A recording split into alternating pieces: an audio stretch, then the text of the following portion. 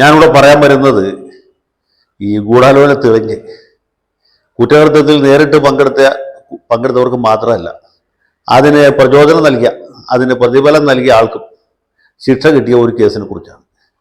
പ്രണയവും പ്രതികാരവും രക്തച്ചൊരിച്ചിലും വലിയ വിചാരണയും ഒരു മേമ്പൊടിക്ക് രാഷ്ട്രീയവും ചേർന്ന ഒരു കഥയാണ്. തീർച്ചയായിട്ടും നിങ്ങൾക്ക് ഇതിൽ താല്പര്യം തോന്നും എന്നാണ് എൻ്റെ വിശ്വാസം. ഈ പ്രണയ കഥ ആരംഭിക്കുന്നത് 1979 കാലത്താണ്.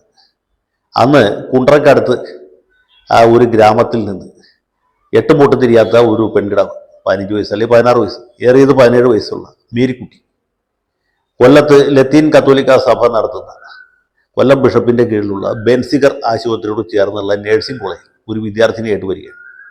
നഴ്സിംഗ് പഠിച്ച് ഏതെങ്കിലും പ്രൈവറ്റ് ആശുപത്രിയിലോ സർക്കാർ സർവീസിലോ ഭാഗ്യമുണ്ടെങ്കിൽ കുവൈറ്റിലേക്ക് പോകാൻ ആഗ്രഹിച്ച് ഒരു നിർധന കുടുംബത്തിൽ നിന്ന് വന്ന കുട്ടിയായിരുന്നു മേരിക്കുട്ടി.